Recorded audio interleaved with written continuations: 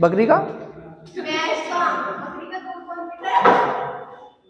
चलिए, इस स्थान पर ग्रीक सभ्यता को थोप दिया गया। अब सिकंदर ने क्या किया था? सिकंदर ने इनकी सभ्यता को समाप्त कर दिया। कौन सी सभ्यता को समाप्त कर दिया?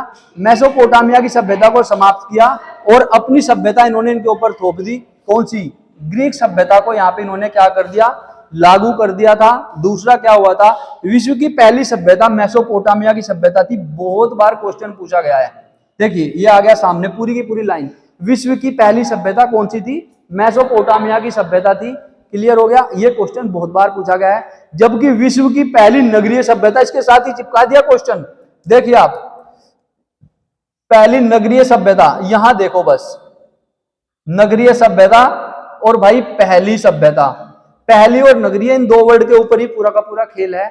अगर पहली आ गया तो मेसोपोटामिया, नगरीय आ गया तो सिंधु सभ्यता। Hope so you all understand very well. ये क्वेश्चन अगर कहीं मिला तो इसको तो आप पक्का बिल्कुल छोड़ोगे नहीं। डन है? चलिए नेक्स्ट, मिस्र की सभ्यता की बात कर लेंगे। चलिए, मिस्र की सभ्यता 3100 ईस्वी पूर्व। कब की बात हो गई? 3100 ईस्वी पूर्व। चलिए, मिस्र के रेगिस्तानों में स्थित है। कहां स्थित है भाई? जितनी अच्छी भूमि, जितना अच्छा वातावरण, जितनी अच्छी नेचर आप लोगों के पास में है, शायद ही दुनिया के किसी कोने में, पृथ्वी के किसी भी ऐसे छोर पे इस तरीके की चीजें मौजूद होंगी नहीं है। खाने पीने की सारी चीजें, मौसम के बदलाव, हर कुछ आपके पास यहाँ पे सबसे बेस्ट है। ठीक है, उसमें भी सबसे बेस्ट आप चीजों को मान लें, गन्ना जो आप लोगों के पास होता है। ठीक है, फ्रूट्स सबसे ज्यादा आप लोगों के पास होते हैं। तो यहाँ इन सब चीजों पे आपको ध्यान देना है। और अब आ गई क्वेश्चन नील नदी। तो अब पहला क्वेश्चन यह है कि दुनिया की सबसे लंबी नदी कौन सी है? दुनिया की सबसे लंबी। यहां कंफ्यूज मत होना, एक बार तो पूछ लेगा दुनिया की सबसे लंबी और फिर पूछ लेगा दुनिया की सबसे बड़ी। तो भाई बड़ी का मतलब, लंबी का मतलब तो लंबी से हो गया, और बड़ी का मतलब हो गया भाई उस वो नदी, वो ये मतलब चौड़ाई में भी अगर ज्यादा है और लंबाई में कम है तो इसका क्षेत्रफल ज्यादा है, और ये लंबाई में पतली है और इसका क्षेत्रफल कम है तो बड़ी ये वाली होगी। ये भी आपको ध्यान देना है। किसी का खेत लंबा है तो लंबा खेत है, किसी का खेत है इतना बड़ा तो बड़ा तो ये खेत हुआ ना। तो समझ गए? तो विश्व की सबसे लंबी, विश्व की सबसे बड़ी, विश्व की सबसे छोटी, ये सब आपको याद करने की आवश्यकता है। सारी की सारी नदियां, नदियों में से एक क्वेश्चन कम से कम किसी भी उसके अंदर रख लिया जाता है। तो नील नदी की देन क्या है? मिस्र। क्लियर हो गया? यानी कि आप ये कहिए कि मिस्र वासियों का पूरा जीवन कहां? नील नदी के ऊपर डिपेंड था यहाँ पे। और इस सभ्यता का विकास फिरौन के नेतृत्व में किया गया था। किसके नेतृत्व में किया गया था? फिरौन। जब भी कोई चीज आगे बढ़ेगी, ध्यान दीजिए इस बात को, जब भी कोई चीज आगे बढ़ेगी कुछ न कुछ लीड करने वाला होगा। जब तक लीड नहीं करोगे तब तक चीज आगे नहीं बढ़ेगी। लीड मीन्स, लीड से बनता है लीडर। कोई ना कोई लीडर जब तक आप लोगों के अंदर नहीं आएगा, आपके अंदर वो लीडर नहीं जागेगा, या आपका दोस्ती में कोई ऐसे ग्रुप में कोई एक लीडर नहीं होगा, किसी कबीले में कोई लीडर नहीं होगा, कोई एक अच्छा साम्राज्य है उसका राजा एक अच्छा लीडर नहीं होगा, तो वो प्रोग्रेस नहीं कर सकेगा। आप इस बात को ध्यान से समझ ले। तो सारी की सारी जो पिक्चर है वो किसके ऊपर डिपेंड करती है? नेतृत्व के ऊपर। क्योंकि नेतृत्व करने वाला व्यक्ति कितना स्ट्रांग होता है, इसके ऊपर हम लोगों ने बात किया था। स्पार्टा में 300 लोग थे, 20,000 सैनिकों को मार दिया था। कितना खतरनाक तरीके का नेतृत्व उन लोगों का रहा होगा, इसको आपको ध्यान रखने की आवश्यकता है। इस सभ्यता में जो पिरामिड है, पिरामिड के बारे में आप जानते हैं, गीजा के पिरामिड, आज तक साइंटिस्ट उसका पता ना लगा सके कि किस टेक्नोलॉजी के आधार पर इन साइंटिस्ट ने उनको बनाया था। और यहाँ पे सूर्य कैलेंडर, सूर्य के आधार पे पूरा का पूरा कैलेंडर है, पूरी की पूरी समय का पता चलता है, हर चीज का पता चलता है। इसके लिए मैंने आपको बताया भी था कि आप उसमें खोज लेंगे। जयपुर में बना हुआ है एक पूरा का पूरा, उसी आधार पे बना हुआ है। तथा मम्मी, देखिए मम्मी का यहाँ पे विकास हुआ क्योंकि ये लोग बहुत ज्यादा रसायन की जो नॉलेज रखते थे, रसायनज्ञ थे। कोई भी जो समाज है वो एक क्षेत्र में आगे बढ़ेगा, समझ में, कई बार वो धातु के क्षेत्र में आगे बढ़ गया, लेकिन ये रसायन शास्त्री थे, रसायन के आधार पे चीजें किया करते थे। आप जितने भी नेचुरल जो ब्यूटी के प्रोडक्ट्स हैं तो सबके अंदर क्या है भाई? रसायन ही तो लगा हुआ है। कि आप एक ट्यूब 4 दिन लगाते हो, आपका चेहरा चमक जाता है, 4 दिन तक चेहरा चमकेगा, 5 दिन बाद फिर आप नॉर्मल हो जाते हो। यानी जब तक उस रसायन का प्रभाव आपके चेहरे पर रहेगा तब तक आपका चेहरा एकदम क्या रहेगा, चकाचक। जो आप फेशियल वगैरह शादी में ब्यूटी पार्लर में जाते हैं तो ये परमानेंट तो सुंदर नहीं बना देता, तो ये 4-5 दिन तक उस केमिकल का, उस रसायन का प्रभाव जब तक आपके ऊपर रहेगा तब तक ये इफेक्ट डालता है, पहली चीज। दूसरा, जितना भी मेडिसिन ड्रग्स आप सारा ले रहे हो, ये सारा का सारा क्या है, रसायन है। और चलो यहाँ तो आप कंफ्यूज हो भी सकते हो, अगर आप होम्योपैथिक में जाते हो तो होम्योपैथिक तो पूरा ही रसायन ही है, वहां पे तो कोई भी चीज आपको ऐसे मिलेगी नहीं कि ठोस में, सब लिक्विड में ही आपको मिलना है, यस और नो। तो ये रसायन शास्त्री थे, तो इनके पास ऐसे ऐसे रसायन थे, ध्यान दो। आप तो चेहरा निखारने की बात कर रहे हो कि मरा हुआ व्यक्ति जो मरने के कुछ समय बाद ही उसकी बॉडी ऐसी लगने लगती है, बदबू आने लगती है उसकी कुछ घंटे बाद, वो अभी तक रखे हुए, कैसे रसायन रहे होंगे, कैसे रसायन रहे होंगे, तो वो उस समय के किस तरीके के ज्ञान उनके पास रहा होगा, ये आप समझो। मम्मी बना देते थे, इंसान मर गया, उस पर रसायन का लेप कर दिया, बॉडी जू की तू लग रहा है, बिल्कुल जैसे फोटो स्टैचू, बस वो इंसान अब बेजान है, बाकी बिल्कुल बॉडी एकदम टकाटक मिलेगी आपको, जैसा था ऐसा का ऐसा ही, कोई प्रभाव नहीं पड़ रहा है। कैसा रसायन था आप सोच लो, कैसा फेशियल, कैसा ब्यूटी पार्लर में उन्होंने उसको सेट कर दिया होगा कि इंसान बिल्कुल ना बूढ़ा हो रहा ना जवान हो रहा, ऐसे रखा है, मम्मी बना दी। तो इसको मम्मी कहते थे, मम्मी के स्पेशलिस्ट थे ये लोग। क्यों? अर्थात इनकी सभ्यता का रसायन शास्त्र सुदृढ़ था। सुदृढ़ का मतलब है, देखो समाज में हर किसी के पास कुछ न कुछ यूनिक है, आपसे इतने लोग बैठे हुए हो, आप में से भी सबके पास कुछ न कुछ यूनिक पाएगा, किसी के पास ये अच्छा है, किसी के पास वो अच्छा है, किसी के पास ये नॉलेज है, किसी के पास वो नॉलेज है, सबके पास यूनिक होता है। हमें हमेशा दूसरे के यूनिक पे फोकस करने की आवश्यकता है, बुराइयां भी सब में ही होती है, तो जो चीज बुराइयों की है उनको देखना नहीं है, यूनिक किसके पास बेस्ट है उसको देख लो। समाज के अंदर यहाँ इस सभ्यता ने वो चीजें दुनिया को दी जो शायद कोई दूसरा व्यक्ति दे ना सकता था। दूसरा, गीजा का पिरामिड, देखिए गीजा के पिरामिड की हमने बात कर ली थी कि जो ये पिरामिड है ये कहाँ है भाई, गीजा में है।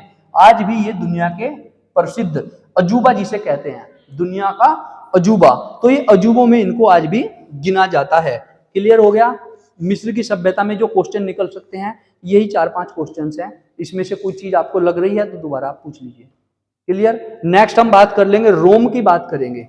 रोम की बात करेंगे 600 ईस्वी पूर्व, ठीक है, रोम की बात कर रहे हैं 600 ईस्वी पूर्व, ईसा मसीह के जन्म से 600 साल पहले क्या हुआ था देख लीजिए। तो ये लीजिए 600 साल पहले इटली में ये सभ्यता क्या हुई थी, विकसित हुई थी। इन्होंने पूरे भूमध्य सागर पर क्या कर लिया था, अपना अधिकार कर लिया था। देखो इन्होंने अपनी अप्रोच कहां लगाई, समुद्र पे लगाई, अपना अधिकार पूरा का पूरा कहां बैठा लिया था, भूमध्य सागर पे अपना अधिकार कर लिया था। प्राचीन सभ्यता में यह सबसे विकसित सभ्यता थी, सबसे विकसित सभ्यता थी। अब दो वर्ड हैं, एक है विकासशील, एक होता है विकसित। आप दोनों के बारे में जानते हैं, विकासशील क्या होता है और विकसित क्या होता है, बताओ जल्दी।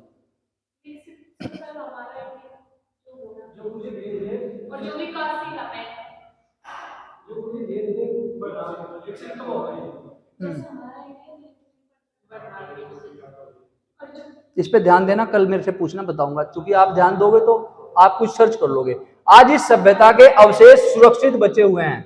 देखिए इस सभ्यता के अवशेष आज भी क्या बचे हुए हैं, सुरक्षित हैं, सुरक्षित बचे हुए हैं, जो पर्यटन का आकर्षण का केंद्र है। आप लोग ध्यान दीजिए, आप लोग यहाँ पे कमाई के लिए काम कर रहे हैं, ऐसे बहुत सारे लोग हैं जो एक म्यूजियम बना लेते हैं और आराम से अपने घर लेटते हैं। उस म्यूजियम में रोज 100 से लेके 1000 के आसपास लोग आते हैं और 500 रुपए का टिकट है। कितने का टिकट है, 500 रुपए का। 1000 लोग मान लो आ गए तो कितना हो गया शाम तक का, 500 गुना 1000, जोड़ो जल्दी, 5000 होता है। क्या बात बोल दी आपने, 500 रुपए का टिकट है, 1000 लोग रोज आ रहे हैं, इकाई, ढाई, सैकड़ा, 1000, 10,000, लाख पर डे इनकम। ऐसे बहुत सारे लोग हैं, जाओ जयपुर में घूमो जाके, म्यूजियम बना रखे, 500 रुपए टिकट है, एक बार पैसा लगा दिया, 5 लाख रुपए रोज इनकम। क्लियर हो गया? जाके देखो आप, ये सब आपको मिलेंगी, ये सब चीजें वहां पे सब पुरानी चीजें संभाल के रखते हैं, वो जाते हैं आपका दिखाते हैं। क्लियर हो गया? दूसरा, इस सभ्यता में सबसे बड़े राजा जूलियस सीजर, जूलियस सीजर की पूरी कंप्लीट स्टोरी आपको बता दी गई थी, जूलियस सीजर की पूरी कंप्लीट स्टोरी आपको बता दी गई थी, ठीक है, एवं अगस्त थे। तो इस सभ्यता के, क्योंकि कौन सी सभ्यता की बात चल रही है, रोम की सभ्यता की बात चल रही है। रोम की सभ्यता के जो सबसे ज्यादा जो फेमस राजा थे वो जूलियस सीजर और अगस्त थे, जूलियस सीजर को क्या कर दिया गया था, मार दिया गया था। किन्होंने मार दिया था, उन्हीं के मंत्रिमंडल के लोगों ने क्या कर दी थी, उनकी हत्या कर दी थी। जूलियस सीजर जो नाटक है, इसको जो लिखने वाले हैं वो विलियम शेक्सपियर है। बहुत बार ये क्वेश्चन पूछा भी गया है, who is the writer of Julius Caesar, तो आंसर है विलियम शेक्सपियर। क्लियर है। फारस की सभ्यता 500 ईस्वी पूर्व, इस सभ्यता की बात कर लेते हैं। तो इस सभ्यता में क्या था, फारस वर्तमान ईरान में थी, जिसको आज क्या कह रहे हैं, ईरान बोल रहे हैं। इस सभ्यता का विकास बहुत तेजी से हुआ था। इन्होंने पूरे अरब प्रायद्वीप पर अपना अधिकार जमा लिया था। इन्होंने किसके ऊपर अधिकार करने की बात रखी थी, जो प्रायद्वीप थे उनके ऊपर अपना अधिकार इस पार्टा को फिनिश कर लेंगे, ये पेज फिनिश करेंगे उसके बाद, ठीक है। अब पूरे जो प्रायद्वीप थे उनके ऊपर क्या कर लिया था, अपना अधिकार जमा लिया था। और इनकी भाषा क्या थी, फारसी भाषा थी। आपकी भी हिंदी में बहुत सारे वर्ड फारसी भाषा के मिलते हैं। यस, चलिए, तो इन्होंने अपनी भाषा के प्रचार प्रसार पे भी काफी फोकस लगा और फारस धर्म को ये पारसी धर्म को ये मानते थे। कौन से धर्म को मानते थे, पारसी धर्म को ये लोग मानते थे। और सिकंदर ने क्या किया था, सिकंदर जहां भी गया उसने हर चीज को तहस नहस किया। उसने इस धर्म को भी क्या कर दिया था, समाप्त कर दिया था। उसके बाद हम बात करेंगे स्पार्टा की। स्पार्टा अपने बहादुर सैनिकों के लिए, जिसकी बार बार हम बात करते हैं, उसके लिए ये प्रसिद्ध है, बहादुर सैनिकों के लिए। यानी कि इनकी जो सैन्य व्यवस्था थी वो बहुत ज्यादा स्ट्रोंग थी, उसके लिए विख्यात है। और यह ग्रीस के पास का एक छोटा सा क्षेत्र है, बहुत बड़ा क्षेत्र नहीं है स्पार्टा, एक छोटा ही क्षेत्र है। लेकिन यहाँ के जो सैनिक थे वो बहुत ही ज्यादा प्रैक्टिस किया करते थे, बहुत ही ज्यादा स्ट्रोंग लोग थे। और यहाँ पे मात्र कितने सैनिक थे, 300 सैनिक थे। और लियोनाइडिस इनका कौन था, लीडर था, इनका नेता था, ठीक है। उसके नेतृत्व में इन्होंने 20,000 सैनिकों को इन्होंने क्या कर दिया था, मार दिया था। उस घाटी के अंदर से ये 300 थे, 20,000 सैनिकों को जाने नहीं जाते, वहीं पे ढेर कर दिया। तलवार चलाने के बहुत जबरदस्त ये लोग, तलवार और भाला दो चीजें चला करते थे। ग्रीस की विशाल सेना का नेतृत्व कौन कर रहा था, जर्कसीज कर रहा था। तो जर्कसीज ने देख लिया कि इन 300 लोगों को आमने सामने की लड़ाई में मारा नहीं जा सकता, जिन्होंने 20,000 मार के नहीं थके, कंटिन्यूअस लड़ाई कर रहे हैं। अगर इन्हें बीच में रेस्ट मार लिया ये तो फिर 20,000 को निपटाने के लिए तैयार खड़े, तो ये तो निपटने हैं नहीं। तो इनको इन्होंने क्या किया था, धोखे से मार लिया था। कैसे मार दिया था, धोखे से इनको हरा दिया था। और उसके बाद में बात करेंगे पीली नदी की सभ्यता, और ये लास्ट पॉइंट रहेगा। तो ये है चीन की बात हम यहाँ पे कर रहे हैं। तो अब पीली नदी की बात चलेगी तो चीन की बात यहाँ पे आ गई। तो चीन में 5000 ईस्वी पूर्व ये सभ्यता क्या हुई थी, विकसित हुई थी। और हुआंगो नदी के तट पर, कौन सी नदी थी, हुआंगो नदी के तट पर इसका क्या हुआ था, विस्तार हुआ था। यानी कि आप कह सकते हैं कि ये पूरी की पूरी सभ्यता हुआंगो नदी के तट पर फैली हुई सभ्यता थी। और इस सभ्यता की जो बात थी, यहाँ की जो भूमि है वो बहुत ज्यादा क्या थी, उपजाऊ थी। उसी चीज के लिए सभ्यता बहुत ज्यादा प्रसिद्ध थी। क्लियर है, इसमें कोई क्वेश्चन नहीं, बाकी कल देखें।